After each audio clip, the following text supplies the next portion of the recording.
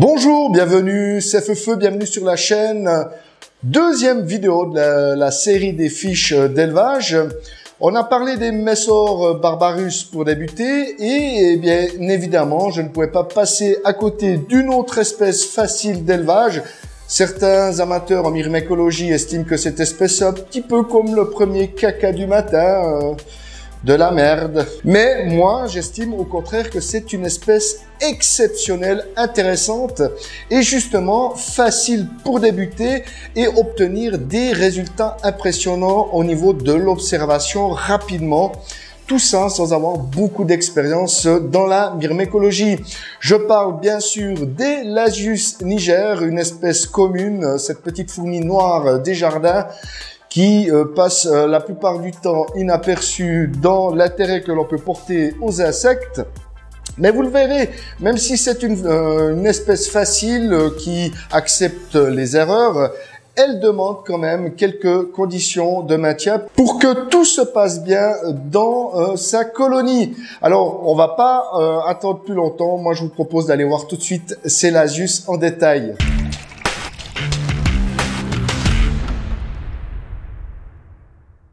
Lasius niger est une espèce commune très répandue qui a une grande facilité d'adaptation aux conditions diverses de ces milieux naturels. Elle se rencontre fréquemment dans les prairies herbeuses, les jardins, talus et même au bord des trottoirs. Bref, c'est une espèce que l'on rencontre partout et qui vous offrira la plus grande opportunité de récolter votre toute première gine durant l'été lors d'essaimages abondants.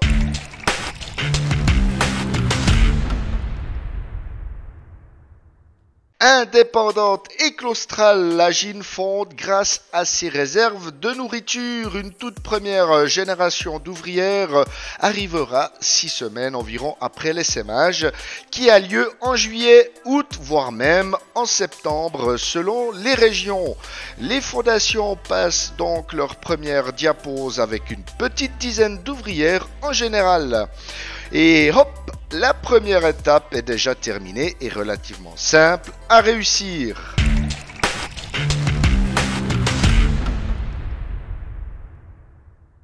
Si dans la nature elle loge dans la terre, elle se contente de tout. Du nid en plexiglas ou béton cellulaire, alors faites-vous plaisir, seule limite votre imagination. Le nid devra être relativement bien humidifié, cette espèce a besoin de 50% d'humidité de la surface du nid. Si des nymphes nues apparaissent, il faudra alors réduire l'humidification jusqu'à ce que les larves forment à nouveau des cocons. Les colonies deviennent populeuses, prévoir une aire de chasse adaptée, un anti-évasion classique sera efficace qu'il faut renouveler tous les 2 ou 3 mois.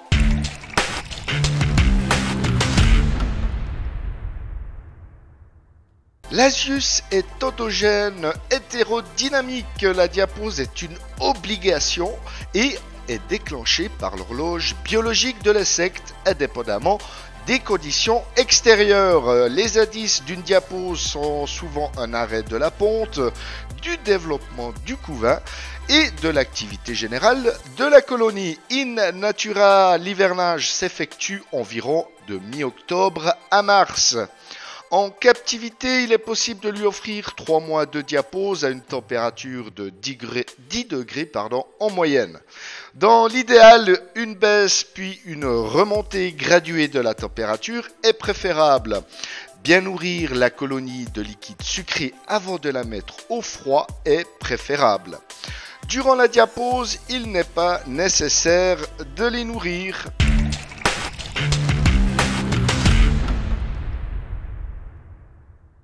Lasius niger n'est pas difficile, y compris avec le nourrissage. Les petites fondations vont bouder la plupart du temps les insectes.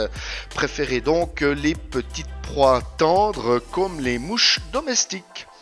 Si possible, arrachez-en un morceau afin de le rendre plus facile d'accès à la chair. En revanche, les liquides sucrés tels que le pseudomiella ou la gelée protéinée sera très apprécié.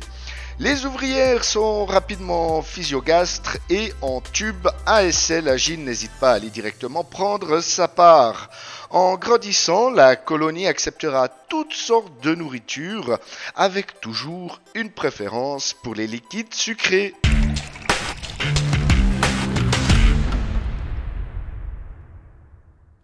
Les Lasus Niger apprécient des températures aux alentours de 25 degrés. Elles tolèrent cependant des températures plus fraîches.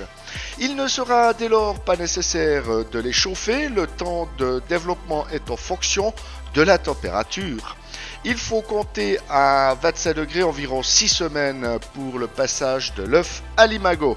Il faut privilégier une partie du nid sèche pour les cocons. Elles sont peu regardantes vis-à-vis de la source de nourriture, ne demandent pas un nid particulier et résistent globalement bien au stress ainsi qu'à une perturbation de la diapose. Pour cette raison, cette espèce est particulièrement adaptée aux débutants souhaitant débuter dans la myrmécologie. Beaucoup d'éleveurs ont tendance à se détourner des Lasus avec le temps pour rechercher des élevages moins classiques.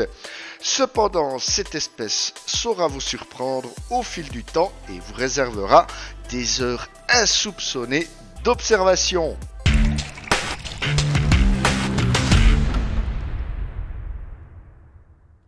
Vous l'aurez compris, les Lasus Niger, c'est un petit peu le tutoriel de la myrmécologie. Elles accepteront tous vos caprices de bricoleurs de nid. Alors, faites-vous plaisir et c'est un bon choix pour débuter. C'était la fin de la deuxième vidéo de la série des fiches d'élevage. Je vous invite à vous abonner à la chaîne, à cliquer sur la cloche pour ne manquer aucune vidéo. Chaque vidéo sort à 14 h et ça tous les jours.